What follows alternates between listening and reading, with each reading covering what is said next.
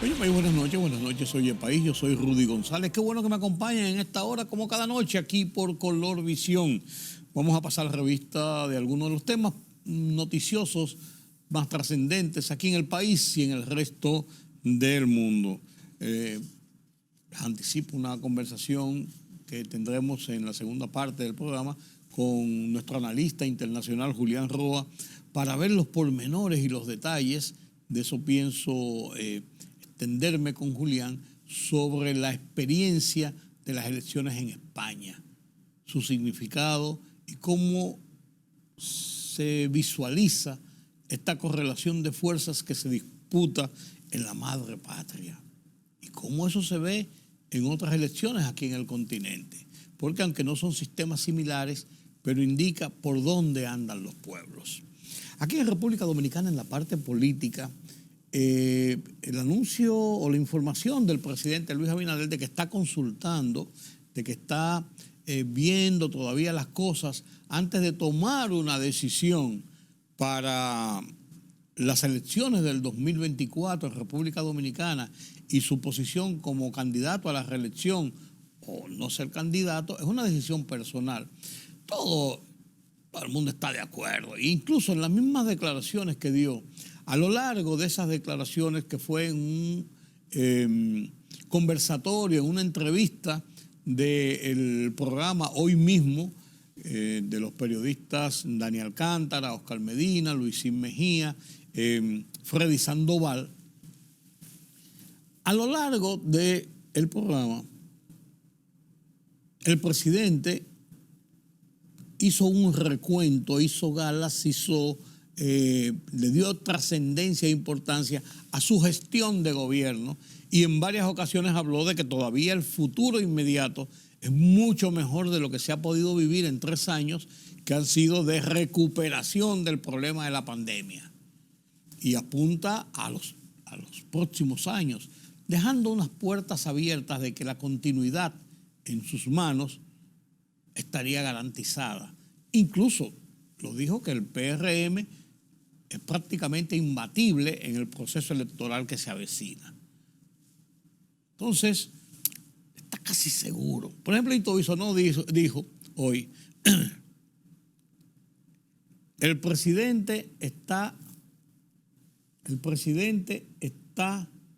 déjame ver cómo fue que lo dijo, para no equivocarme. El presidente está consultando la reelección y nosotros se la estamos pidiendo. Aunque el presidente dijo que él no es partidario, que no le gusta el sistema de la continuidad de un gobierno sobre otro, o sea, que haya reelección inmediata, él es partidario más de que un presidente tenga un mandato, salga del poder y pueda aspirar próximamente a otra vez, en otro proceso electoral, a la presidencia de la República. Entonces, alguna gente dijo, no, estoy diciendo que él no va y que va a volver entonces en el 28.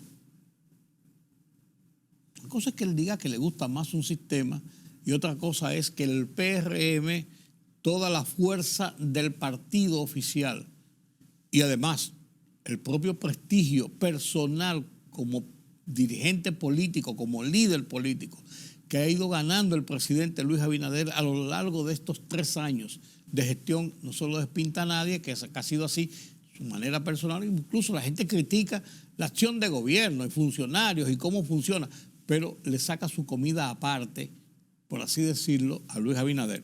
Entonces, está pintado él como candidato. Pues esto ha sido motivo de discusiones, de análisis, de comentarios, y eso se produjo apenas el lunes, y a lo largo de esta semana ha sido el tema de comentario de la actividad, de la acción política en República Dominicana.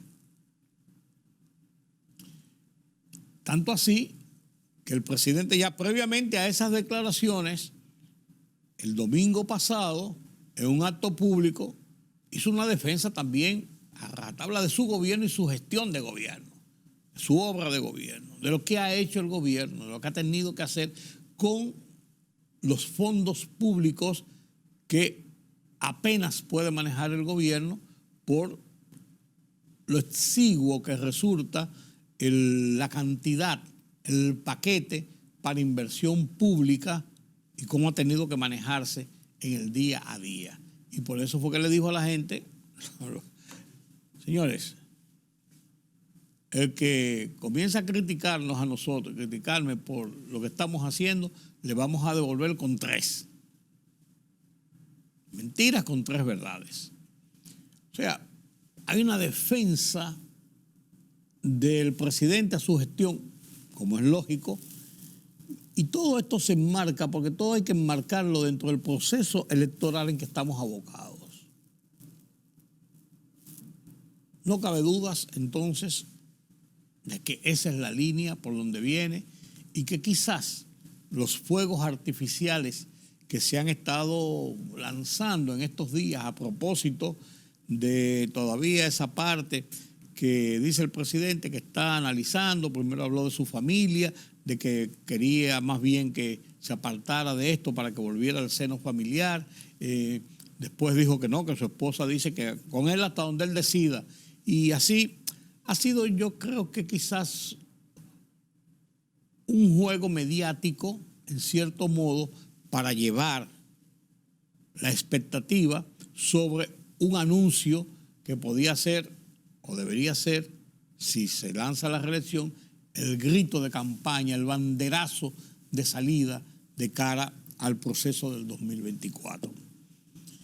Tanto es así que el presidente dijo en esa entrevista, y lo había dicho en otras ocasiones, está en conversaciones cerradas muy consecutivas con Carolina Mejía, que es la alcaldesa del Distrito Nacional. Pero además de eso, es la secretaria general del PRM. Pero que por encima de todo ello es la hija de Hipólito Mejía, expresidente de la República, dirigente, una de las 2 cabezas de grupos de tendencias a lo interno del PRM. Carolina pesa. Ella ha dicho que no está en seguir porque ya tiene planes futuros, lo ha dicho su padre incluso, planes futuros, y todo el mundo entiende que es hacia las elecciones del 28. Sin embargo, las versiones que yo he recogido en las últimas horas me indican lo siguiente. La jugada podría ser, porque el PRM no puede darse el lujo de poner la plaza del Distrito Nacional en discusión siquiera. Tiene que tener candidatos para ganar y para avasallar.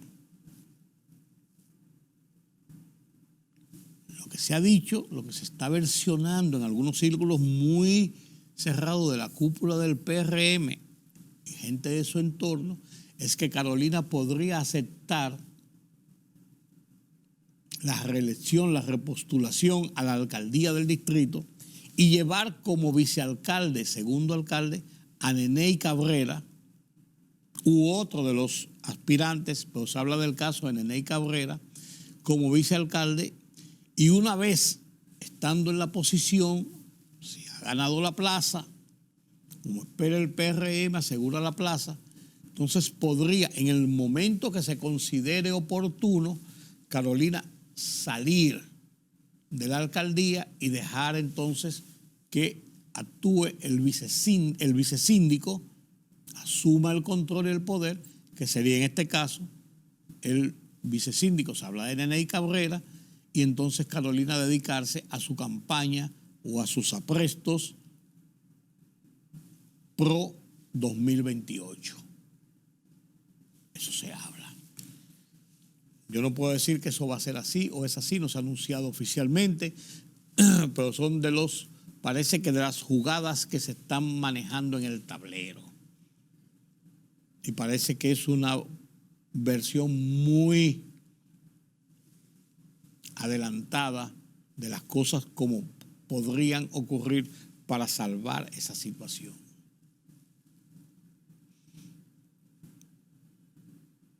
No cabe dudas de que se mueven algunas cosas. El presidente prorrogó la legislatura. se veía venir. Prorrogó la legislatura a partir de este 27 de julio, terminó el 26 de julio, este 27 de julio, hasta el 15 de agosto. O sea, se va a trabajar corrido porque el 16 de agosto abre la otra legislatura. Se va a trabajar de corrido en el Congreso Nacional. Hay muchos temas que se han quedado ahí en el tintero. El tema del Código Procesal Penal, eso es una vergüenza, que siga dando tumbos en las gavetas del Congreso. Es una vergüenza que siga dando tumbos en las gavetas del Congreso. Ese proyecto, después de aprobado, fue devuelto por el presidente Danilo Medina con una serie de recomendaciones de enmiendas 2 años antes de Danilo Medina salir del poder. Y Luis tiene 5 años dando vueltas a un proyecto devuelto por el Poder Ejecutivo. Y quiero decir del tema de la Cámara de Cuentas, del lío de la Cámara de Cuentas. Lo dejan ahí en suspenso. Una Cámara de Cuentas prácticamente inoperante, y va a seguir siendo inoperante si no se resuelve el problema de la cúpula de la Cámara de Cuentas, que es una torre de Babel donde nadie se entiende, donde eso ha provocado una división de criterios entre el partido de gobierno y la oposición. Unos en favor de un juicio político y de estutanarlos a todos y nombrar otra Cámara de Cuentas, y otro en favor de que hayan simplemente reprimendas, algunas sanciones burocráticas, algunos jalones de moño, y que las cosas sigan hacia adelante. Pero hay que tomar una decisión, sea cual que sea. Dejarlo como está. Dejarlo como está. Es entrar en un limbo de una inoperancia mayor que la que ha tenido en los últimos 2 años. Algo inentendible. Inentendible. Pero esa es la realidad de lo que está ocurriendo con esta situación de la Cámara de Cuentas. Esta semana en mi columna Oye País, en el Listín Diario, volví sobre el tema de la semana anterior, porque recibí algunas críticas a mi columna de la semana anterior, porque yo hablé de que era mejor buscar vías de avenencia, poner las cartas sobre la mesa, que evitar la eventualidad de algún problema de violencia contra periodistas y comunicadores. Con el caso específicamente del señor Miki López, pero que eso podía extrapolarse a otras situaciones. Y hasta de alguien que quisiera echarle un jabón al sancocho y cometa alguna situación contra estos comunicadores, se le iba a pegar a pero a final de cuentas embarra al gobierno, a la sociedad, a la tranquilidad del país. Vuelvo sobre ese tema y hago algunas precisiones y algunas puntualizaciones, y comparto con ustedes a continuación mi columna de esta semana, el Listín Diario, que se llama De amenazas y peligros, parte 2. Lo comparto con ustedes a continuación.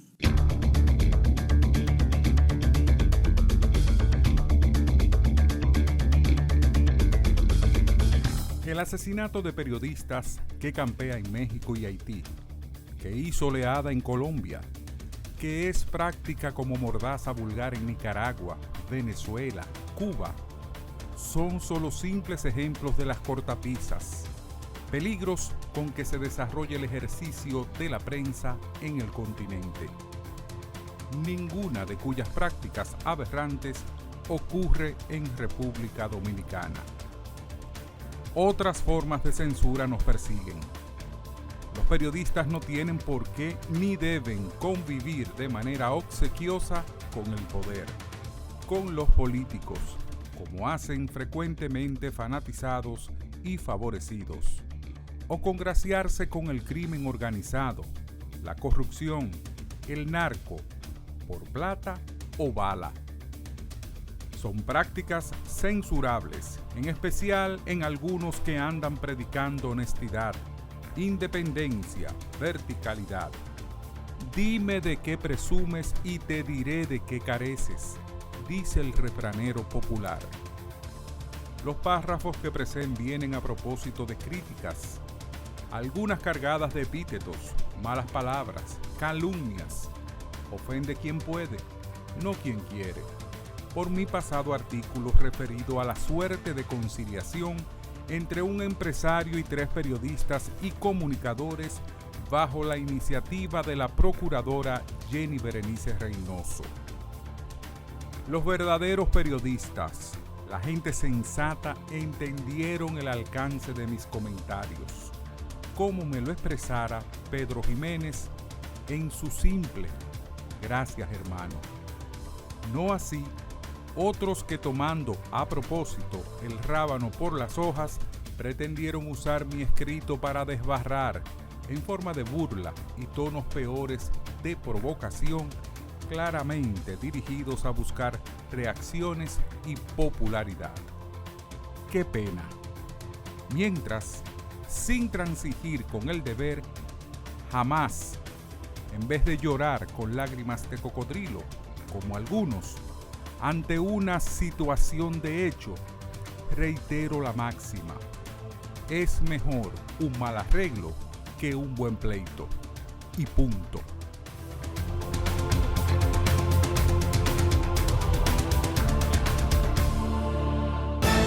La libertad solo reside en los estados en los que el pueblo tiene el poder absoluto. Por el respeto a los valores democráticos y la dignidad del pueblo dominicano, el rumbo de la tarde, plural, objetivo, comprometido siempre con la verdad. Con Georgie Rodríguez, Rudy González y Ramón Colombo.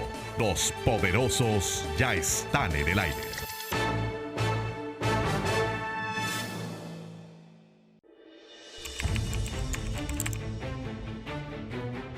Periodismo de investigación, columnas, opinión, análisis, reportajes de fondo.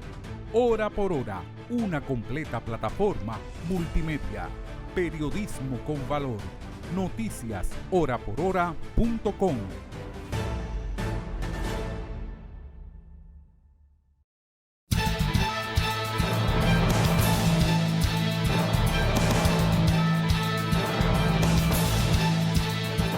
La Superintendencia de Salud y Riesgos Laborales ISARRIL llamó al Colegio Médico Dominicano y las sociedades médicas especializadas a volver a la mesa del diálogo, después de que estas organizaciones convocaran para un paro el 31 de julio en demanda de mejoras. El responsable de la ISARRIL, el doctor Jesús Férez Iglesias, señaló que el gobierno ha presentado la mejor disposición de escuchar y dar respuesta a sus reclamos y que para ello ha dado claras instrucciones de que se pueda llegar al mejor de los consensos posibles. Un grupo especial de solución de diferencias de la Organización Mundial de Comercio dio su apoyo a Costa Rica en su disputa con República Dominicana por las medidas antidumping impuestas en el segundo país a la importación de barras o varillas de acero corrugadas o deformadas para refuerzo de concreto u hormigón originarias de la nación centroamericana. Tras investigar estas medidas contra la importación de productos costarricenses, el grupo especial determinó que son incompatibles con las normas de la Organización Mundial de Comercio, señalaron ayer fuentes próximas a la organización con sede en Ginebra. Al menos 100 paquetes de cocaína fueron ocupados en la provincia de Barahona. Un hombre fue arrestado y otros lograron escapar tras un operativo desarrollado por efectivos del Ejército de República Dominicana, la Policía y la Dirección Nacional de Control de Drogas, con el apoyo de miembros del Ministerio Público.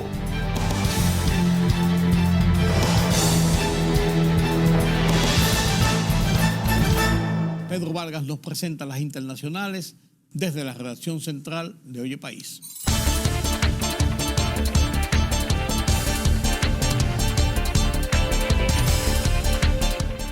Estados Unidos urgió a sus ciudadanos a hacer planes para abandonar Haití lo antes posible a través de medios comerciales debido a la violencia que se registra en el país. En un comunicado publicado en la página web de la Embajada estadounidense en Haití, se informa que el Departamento de Estado hace este llamamiento ante los recientes enfrentamientos armados entre pandillas y la policía y la elevada amenaza de delitos violentos y secuestros en Puerto Príncipe, una situación que últimamente ha afectado en especial los barrios Vivic Michel, Tabaré, Torcel, Tapach y Trutier. El presidente Vladimir Putin abrió la cumbre Rusia-África en San Petersburgo con la promesa de enviar granos gratis a 6 países en ese continente, en un contexto de temor por la disparada de los precios de los alimentos tras la retirada rusa del acuerdo para exportar cereales ucranianos. Buques de guerra rusos y chinos han iniciado su tercer patrullaje conjunto en el Océano Pacífico, informó el Ministerio de Defensa de Rusia. Formando un grupo naval, los barcos navegarán por una ruta previamente acordada por las partes. La cartera rusa precisó que durante el patrullaje la tripulación de los buques interactuará con aeronaves pertenecientes a la aviación naval de la Flota del Pacífico de Rusia y del Ejército Popular de Liberación de China.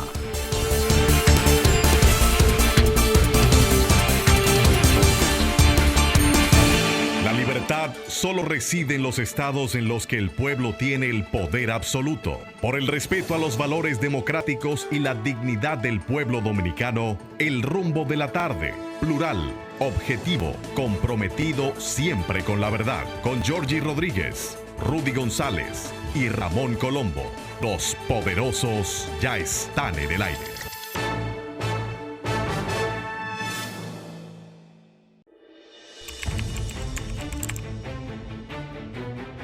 Periodismo de investigación, columnas, opinión, análisis, reportajes de fondo, hora por hora, una completa plataforma multimedia.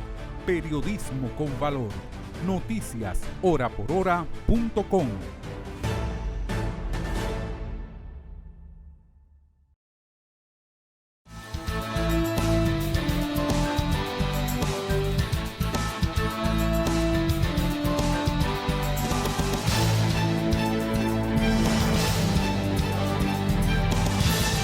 Gracias por continuar con nosotros aquí en Oye País. Analizamos la política internacional.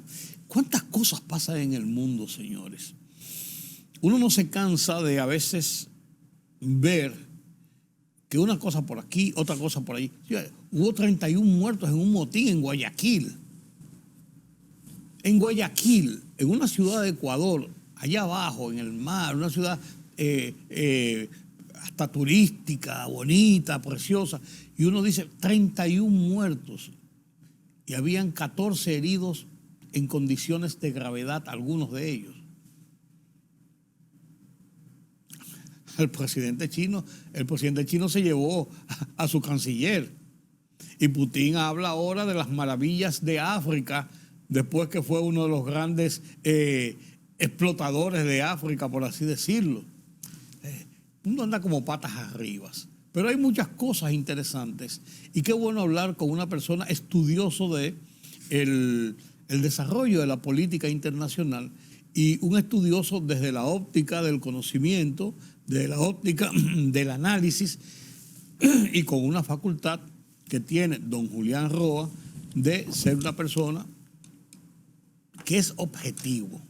Y esa es mi forma de ver. Usted pensará lo que le dé la gana de él. Yo lo veo como un hombre objetivo, por lo menos en estos análisis de política internacional. Buenas noches, don Julián. Buenas noches, don Rudy. Qué bueno que está en su casa. En mi casa, por supuesto. No, porque te voy a decir que está de visita aquí. Después de un buen viaje, Sí.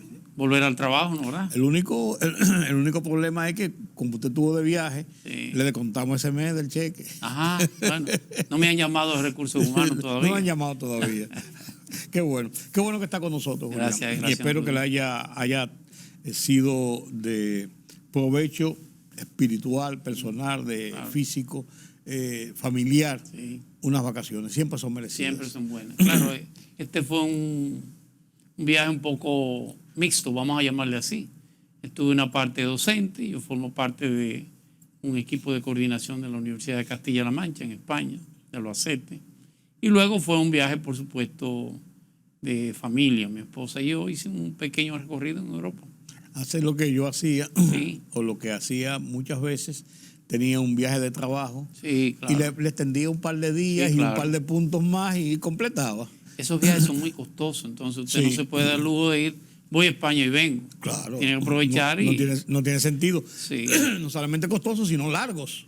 Había una parte que yo necesitaba conocer un poco más a fondo, que es la parte del Bósforo, la parte de Turquía, Turquía. Atenas, Sí. Grecia, Turquía, Esmirna, una zona que ¿Cómo se- con una historia riquísima. ¿Cómo se dice? Ese es otro mundo. Ese es otro Ese mundo, mundo. innegablemente. Pero mira, Así es. hablando de esa parte de allá, del el viejo continente, me gustaría conocer sus apreciaciones sobre el tema España. Sí. Que el tema España, que uno le cuadra la cabeza que el que más gana es el tipo Estados Unidos. Usted puede haber ganado más votos y no gana Así las es. elecciones. Claro, Entonces, allí en España, como no se vota por los presidentes, sino por los parlamentarios, así es. entonces los parlamentarios deciden quién va a ser el presidente.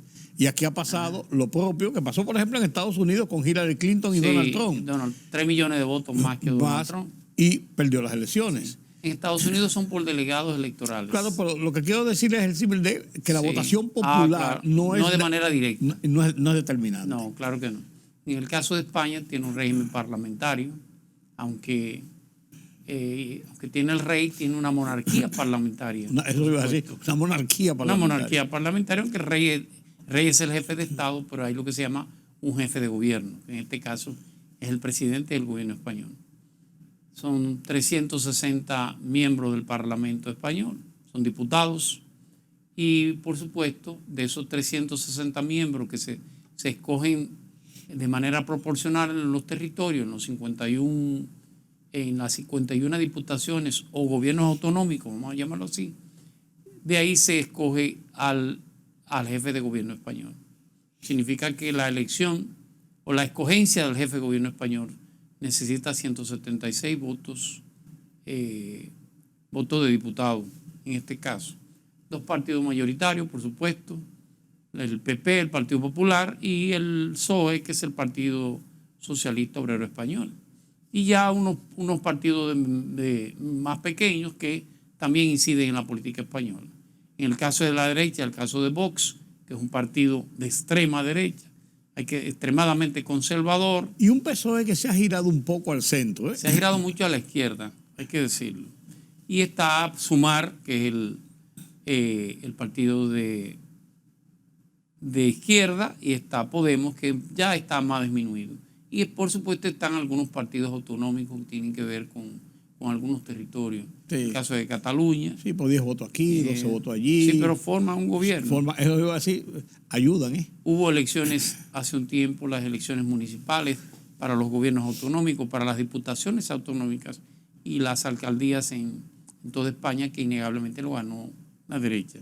Lo ganó el Partido Popular y lo ganó el Vox, el partido de extrema derecha.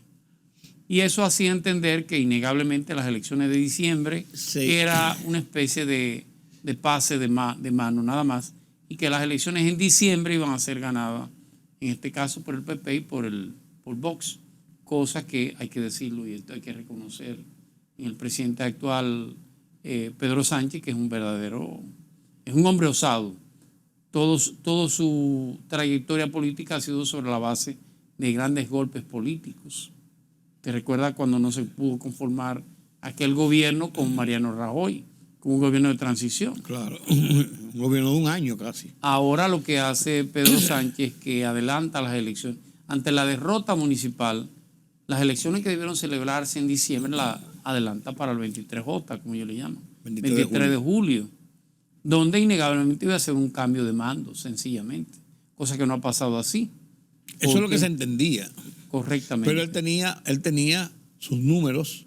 Sí. Él tenía sus números bajo la manga cuando hizo esa jugada osada, como tú Totalmente. le llamas. ¿Qué ha pasado con el PSOE? Para comenzar por ahí. Primero, es un partido que los españoles han entendido que se ha ido demasiado a la izquierda. Votó un sinnúmero de leyes que para los grupos conservadores españoles son, más que hacerle bien a España, le hacen daño. La ley trans, que es una ley que permite que cualquier ciudadano español cambie de sexo, y el Estado está en la obligación de financiar y asistir económicamente a esa decisión. Está el Ministerio de la Igualdad, la propia ley de la eutanasia, que ya es un hecho en España. De una manera u otra son derechos de tercera generación, son derechos de minoría que en España se han ido conquistando. Los grupos conservadores en España, todo el enfrentamiento fue contra el sanchismo, como llamaban, sí, directamente contra Pedro Sánchez. No contra Irene Jiménez, que era la ministra que es la ministra de la Igualdad y que ha sido la gran batalladora en esos derechos, sino directamente contra Sánchez. Y ante una ola que hemos visto en toda Europa del Norte se ha ido a la derecha, pero a la extrema derecha, hay que decirlo. Se entendía que en España iba a pasar igual. Y la verdad es que no ha sido así. Las elecciones municipales, en cierto modo, dieron esa sensación, pero tanto el PP como el Partido Popular, como Vox, cometieron el error de verse eminentemente ganados. Los discursos fueron más rígidos, fueron más fuertes, fueron más hacia la secesión. El propio Vox planteaba la idea de separar a España de la Unión Europea, lo cual es una locura. Una locura. Y más ahora en este momento entonces, donde mucha gente España al final, asume la dirección de la Unión Europea. Mucha gente al final, aunque iba a votar por el PP, le tuvo temor a Vox y prefirió volver al PSOE, una parte, y la otra sencillamente buscó lo que se llamaba el voto útil. Si no voto por Vox porque voy a desperdiciar el voto, voto por el PP. Sí. Y la verdad es que se quedó en una especie de limbo intermedio. Ni sacó el PP y Vox los votos necesarios para hacer gobierno, ni lo sacó el PSOE. Claro, el PSOE ha sido más abierto, más elástico para los acuerdos, para las negociaciones, y posiblemente pueda formar gobierno. Yo sigo entendiendo que Pedro Sánchez, que repito, uno no sabe con qué va a salir, quizás respete la regla española de que el que más gana siempre forma gobierno, aunque lo forme de manera precaria.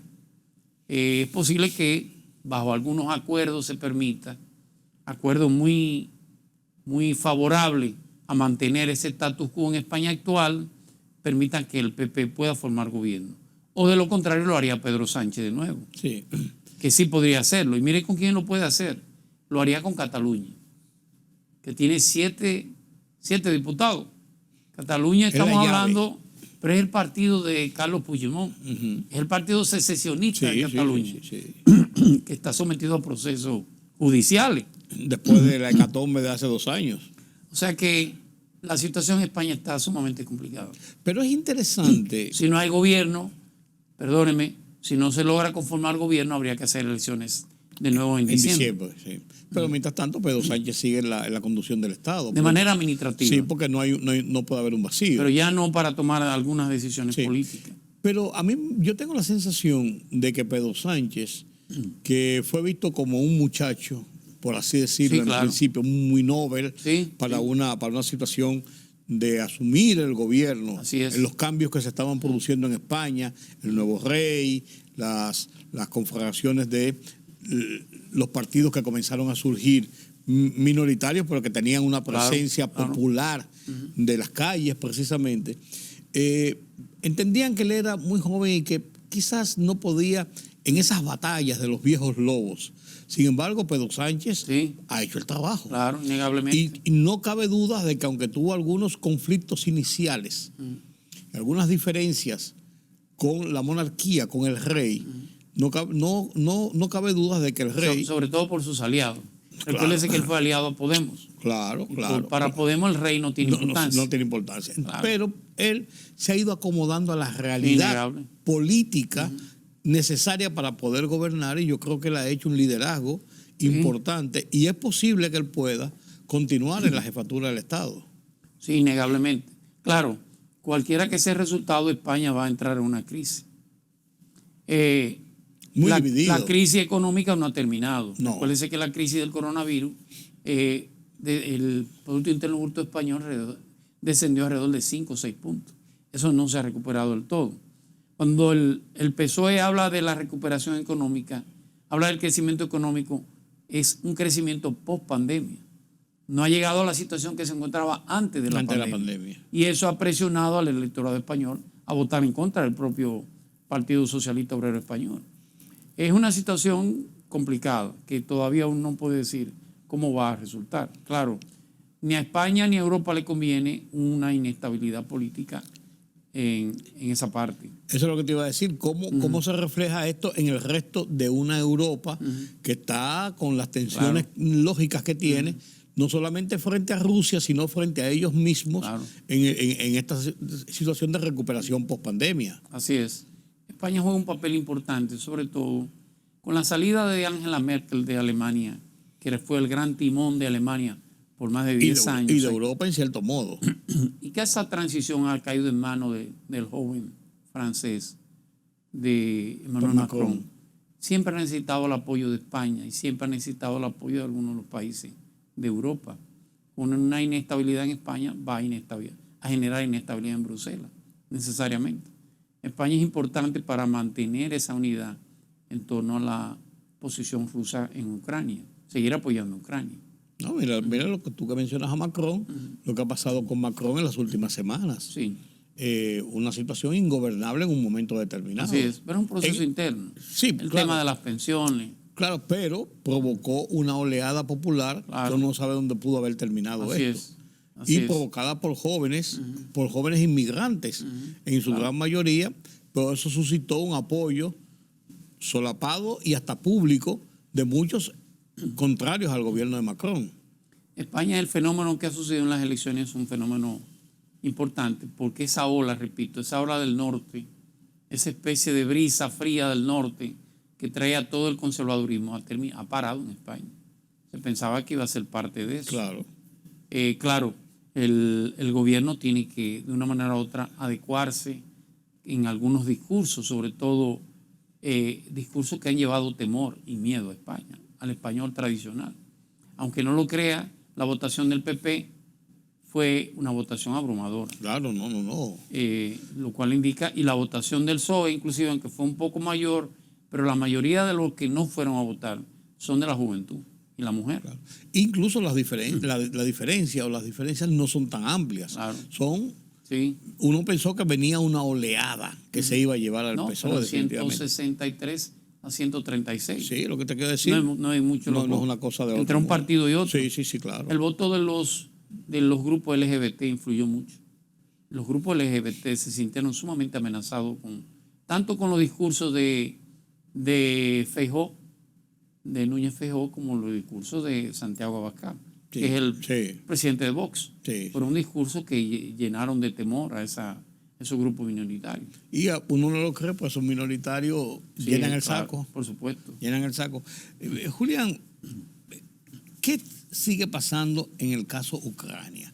Porque el caso Ucrania salió de las portadas de los medios y se mantiene como fuente de noticias, pero realmente, ¿qué ha pasado con el caso Ucrania? ¿Qué ha pasado con Putin después de la rebelión, entrecomillada, del grupo Wagner? Del grupo, Wagner, y todo esto que pasó entre los generales y Bielorrusia por otro lado. O sea, como que se le complicó la cosa a la guerra. Yo le dije hace un tiempo a usted, hace más de un año, que esta es una guerra de desgaste, fundamentalmente. No, claro. No es verdad que Rusia tiene el suficiente poder, que no sea un poder, un suficiente poder convencional, que no sea un poder nuclear, que tampoco lo sería, para poder destruir a Ucrania en asuntos de meses ni de días, cosa que se ha dado tal cual lo habíamos planteado. Sí. Pero ni siquiera Rusia ha sido capaz de tomar por las armas toda la zona del Donbass, toda la zona secesionista de Ucrania, que es cierto que es secesionista. Muchos de los ciudadanos del Donbass, de Donetsk, de Lugansk, de esa zona, del Sebastopol, de la propia Crimea, no quieren ser ucranianos, quieren ser rusos, claro. Innegablemente. Pero hay un tema de política internacional y un tema de compromiso internacional. Y Rusia no ha podido limpiar esos territorios de rebeldes ucranianos. De hecho, en alguna parte del tiempo, Ucrania ha avanzado sobre muchos de esos pueblos, lo cual indica que es un tema de una guerra de desgaste fundamentalmente.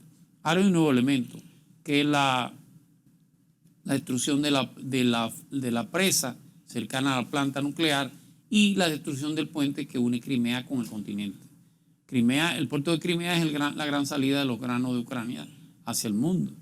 Con estos atentados y el cierre por parte de Rusia, las exportaciones, de los acuerdos de exportación de granos ucraniano al mundo, pues usted entenderá que todos los precios de los commodities van a subir.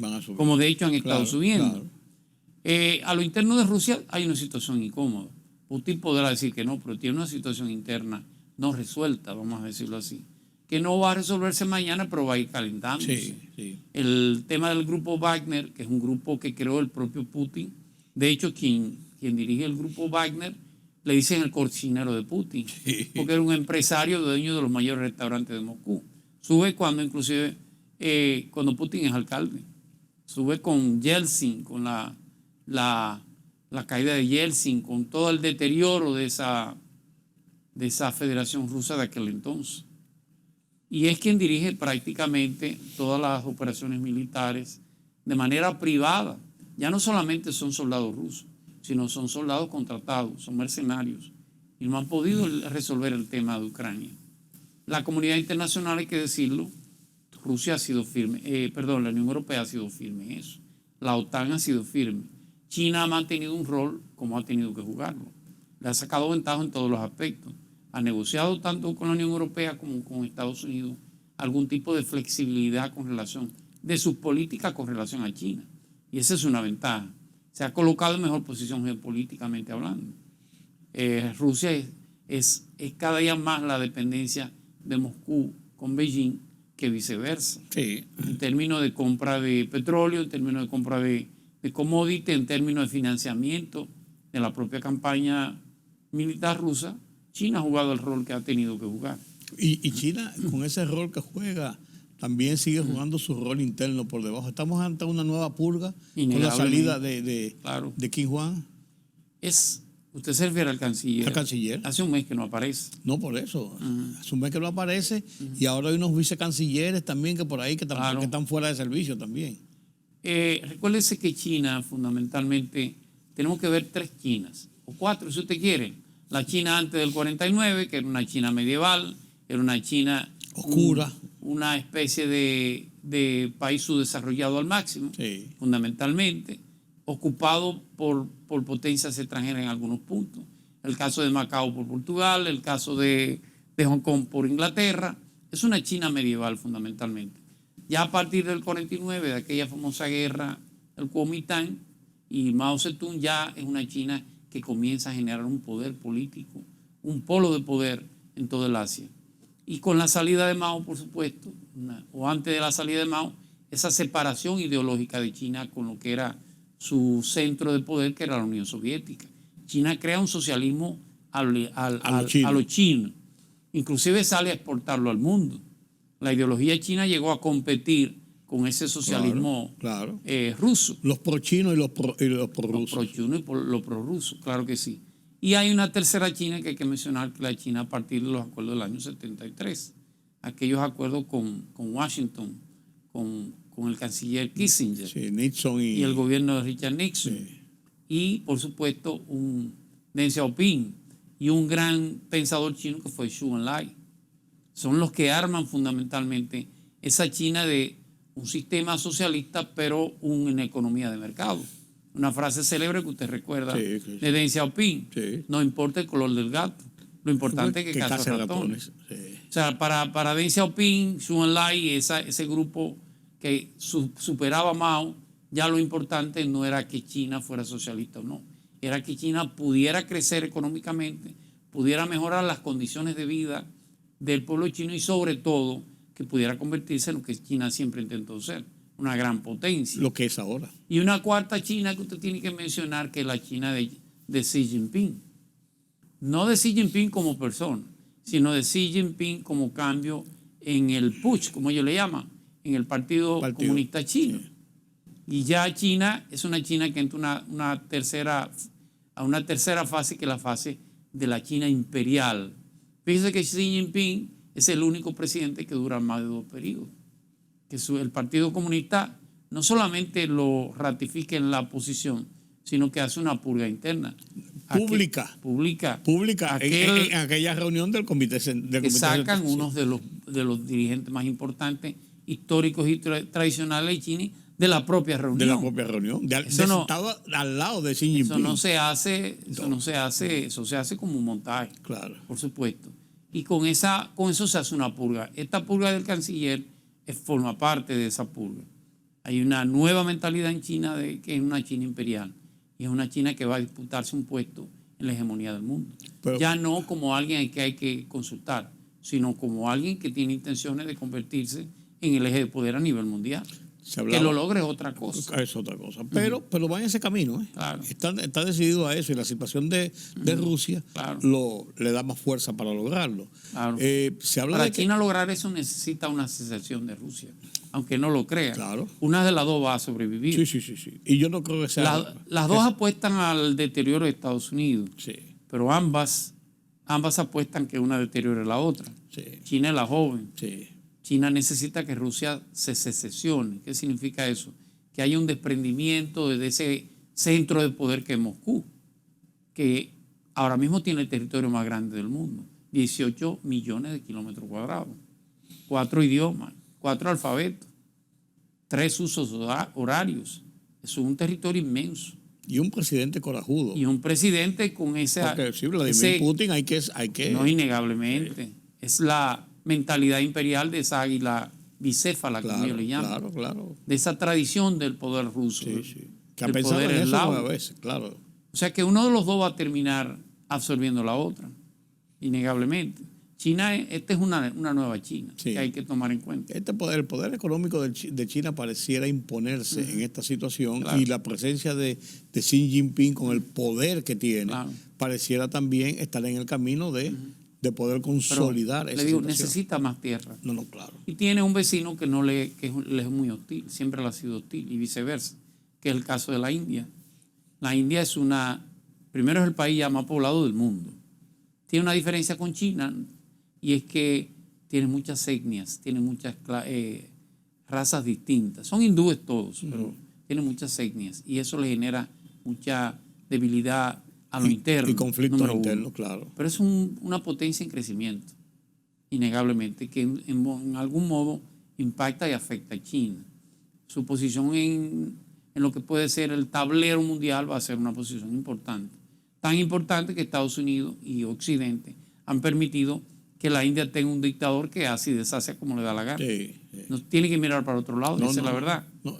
Y juegan con ellos. Y juegan con eso. Y tratan de mantener un equilibrio frente a China. Europa, y con eso le terminó el escenario, Europa es una especie de viejo león descansando. Europa tiene que mutar, tiene que cambiar. Por eso necesita tanto el fortalecimiento de OTAN. Porque aunque depende militarmente de Estados Unidos, no se puede dar el lujo que entre esos 3 polos de poder, Rusia, China y Estados Unidos, ellos terminen siendo el viejo consejero de lo que podría ser la geopolítica mundial. Correcto. Y usted que lo menciona ahora, OTAN, que había mantenido en los últimos años como muy pasivo, como muy tranquilo, como un jarrón decorativo, como se dice, ha tomado una vigencia y la reunión de la OTAN ahora demostró un poderío de unificación de Europa frente a una situación de hecho, que es la situación de Rusia frente a Ucrania. Pero también de advertencia a los demás, estamos unidos. Estamos consolidados en un mismo propósito. De hecho, ha ganado 3 miembros que no tenía. Ganó a Suecia, que no era parte de la OTAN, que está dentro. Ganó a Finlandia. Y posiblemente el año que viene, dependiendo cómo se resuelva todo, hay un posible candidato que es Ucrania para formar parte. Y eso formará parte de ese cerco en torno al poder ruso. ¿Qué está pasando en América Latina? Guatemala tiene elecciones nueva vez. En unas elecciones que lo habíamos comentado la última vez que estuviste aquí, Julián, en unas elecciones donde la votación fue tan pírrica para los dos que se están disputando que uno se queda en una pieza y dice, ¿cómo una persona con 15% de haber sacado una votación se disputa la presidencia? Así es. Eso en Guatemala pasa como en todos estos países de América Latina, en algunos, por supuesto, que es el 50+1. Sí, pero por eso digo, llegar a 50 y quedarse en 15, que es una tercera parte, más una... Así es. La que más sacó fue Sandra Castro, obtuvo alrededor del 18-19%. Sí. El caso de Bernardo Arévalo, que que por cierto es el hijo del expresidente Arévalo de Guatemala. Que estaba en el sexto lugar en las encuestas y terminó en segundo. Terminó con un 15%. Va a una segunda vuelta. Es lo que digo, como una persona con 15% va a disputar una segunda vuelta. Así es. Capaz de ganar las elecciones. Posiblemente sea el candidato ganador. Recuerda que la señora Torres fue la esposa del presidente Álvaro Colón. Y en algo inusual se divorció, como la Constitución le prohibía ser candidata, siendo la esposa del presidente, se divorcia para ser candidata. Esta es la tercera vez que va a elección. Sí. Un tribunal electoral de Guatemala, Ciudad de Guatemala, encontró indicios de faltas por parte del partido Semilla, que es el partido del Hernando Arévalo. Sí. Y lo declaró ilegal para participar en las elecciones. Por lo tanto, siendo el partido que va al balotaje, la segunda vuelta, era prácticamente pasar el mando a la señora Castro. Sin embargo, el Tribunal Supremo guatemalteco validó tanto el partido Semilla como la candidatura de Hernando Arévalo. Sí. Eso ha ganado mucha simpatía y ha generado una especie de victimización de la imagen de Arévalo. Pero eso fue una jugada política importante para el país. Pero una torpeza de parte del gobierno. Claro, pues digo para el país, porque dejar un partido, unas elecciones acéfalo... Sería una locura. Una locura. Totalmente. Sí. Es una persona bien preparada, innegablemente. Me refiero a Bernardo Arévalo, es un diplomático, es un periodista, es un sociólogo, tiene una experiencia política, sobre todo técnica, bien amplia. A diferencia de la señora, que el mérito es haber sido la esposa de un presidente. Sí. No podemos cerrar este conversatorio, Julián, sin mencionar a Haití. La República Dominicana sigue en su campaña internacional de concientización, claro. No solamente ya llevada en la voz cantante del presidente, sino también que se hizo una comisión o comisiones multidisciplinarias y multipartidarias para que vayan a proclamar la posición de país en los organismos internacionales, y lo acaba de hacer en Estados Unidos, en Washington específicamente. De ahí van a seguir a la Unión Europea y hay otros organismos donde van a ir. Yo tengo la sensación de que el maestro de la orquesta le ha pedido a los músicos que hagan silencio. Y ha dejado una especie de solo, vamos a decirlo así, o de que solo un instrumento toque. Me explico. No es posible que en la cumbre Unión Europea-CELAC, la CELAC es la comunidad de estados latinoamericanos y caribeños. Sí.